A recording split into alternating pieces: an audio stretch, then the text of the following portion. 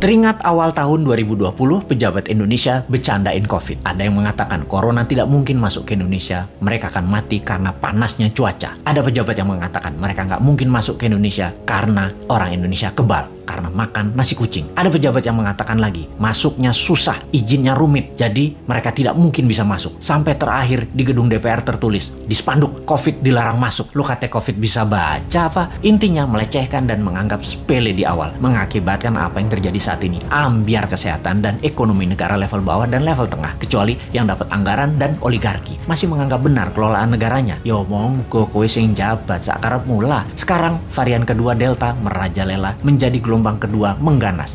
Mulai disalahkan rakyatnya nggak kuat sama PPKM aja mengeluh, apalagi di lockdown. Nah kok ngene sih sampean bernegaranya, Cak? Kok nuduh rakyat? Bentar, jangan-jangan kalau di lockdown 100% dengan darurat militer plus dikasih cuan selama 14 hari langsung reda COVID-nya ketimbang di PPKM kan, dimana 80% manusia masih pada ngider bingung sih tepatnya. COVID jadi tetap merajalela karena ikut bergerak juga mengikuti cangkangnya. Sudahlah, pokoknya nggak ada lockdown, adanya PSBB, lalu PPKM, lalu nanti muncul singkatan baru dan apalagi strateginya, ya terserah. Lalu sibuk vaksin sana sini, tahu-tahu ada strain mutasi baru, Lambda, jreng, kaget lagi. Dimana Lambda ini katanya anti vaksin, kebal vaksin. Apa sih sebenarnya yang terjadi? Vaksin sama virus kok pinter-pinteran begini, sakti-saktian, punya jurus di atas jurus. Karena bernegaranya punya gaya sendiri, gak mau denger ilmu selain ilmu orang di sekitar istana, maka ya gak apa-apa kita gak dianggap, walaupun kita selalu memberi solusi melalui sosmed. Kita ingatkan versi lain, pernah kita berikan solusi pakai gelang hijau, fokus di daerah hijau,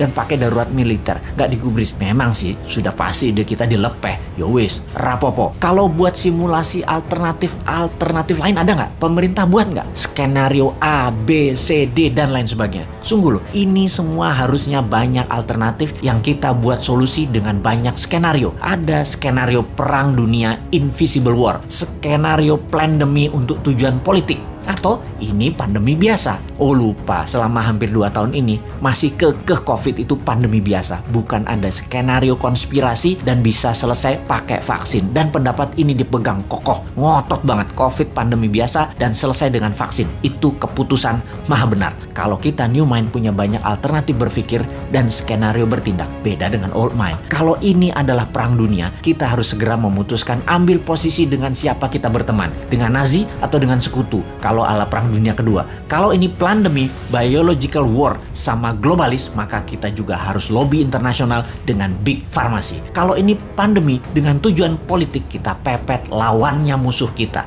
Ini dari sisi hulu, dari biang masalahnya. Kalau dari sudut pandemi globalis yang terus menginginkan kendali kesehatan, maka apa yang terjadi kalau vaksin sudah 100% populasi di Indonesia, ternyata pandemi COVID tidak hilang juga. Beli vaksin lagi. Lama hal ini sudah kita pertanyakan, namun pejabat bilang tidak mungkin, pasti hilang dengan vaksin. Iya, paham. Kalau tidak selesai, ya nggak dijawab. Lalu yang dia bilang adalah, lo ngeyel sih. Oke, kalau New Mind bagaimana? Punya skenario lah kalau New Mind. Skenario kalau COVID tidak bisa selesai oleh vaksin. Cara berhitungnya sederhana. Kalau terpapar 20.000 per hari, maka sebulan 600.000. Setahun 7 jutaan. Saat ini 3,5 jutaan. Alias total sampai akhir tahun 2022 bisa mencapai 15 jutaan. Dan ini baru memapar 5-10% populasi. Dimana kalau ternyata vaksin tidak menyelesaikan penyebaran COVID, maka 7 tahun COVID baru hilang dari bumi Nusantara. Karena untuk herd imunitas harus 70% tercapai. New Mind agar tidak bertele-tele solusi kesehatannya, ditambah memfokuskan solusi COVID adalah pakai imunoterapi, imunomodulator, stem cell, dendritic cell, multivitamin booster, dan sejenisnya selain vaksin yang ada. Pakai printing money modalnya supaya stok siap di akhir tahun 2021 ini. Kita tambah skenario, apa yang terjadi kalau setiap 3 bulan varian baru dimunculkan. Lambda yang terbaru misalnya, ini sudah diluncurkan dan sudah terdeteksi di 26 negara, sudah terpapar. Malaysia tuh masih 0 kasus, tapi sudah panik sejak bulan lalu dan mulai membuat persiapan macam-macam dilakukan. Karena yang Lambda ini kebal terhadap vaksin. Imunitas tubuh manusia yang bisa menyelamatkan diri sendiri dikasih booster. Kalau pejabat sekarang tahu nggak ya tentang lambda, theta, upsilon yang bakal muncul? Atau tahu apa nggak juga kita nggak tahu. Punya rencana apa menanganinya juga kita nggak tahu. Atau nggak percaya bakal ada lambda, bakal ada upsilon, bakal ada theta seperti awal tahun 2020 kemarin. Ya monggo. Jadi kalau vaksin tidak menyelesaikan masalah ditambah varian baru yang lebih kuat muncul, mau PPKM karet berapa lagi? Karet 4 seperti sekarang aja jebol. Kalau karet 10 pedes banget ya. Masih belum nyadar juga ya bahwa solusi selama 2 tahun ini belum terlalu tepat. Setidak tepat selalu berhutangnya untuk hal yang tidak produktif di dalam bernegara. Ayolah melobi globalis. Bisa kan ngerti? Cuma nanya, jangan marah dong bos. Aku ya ora paham. Cuman kasihan rakyat aja.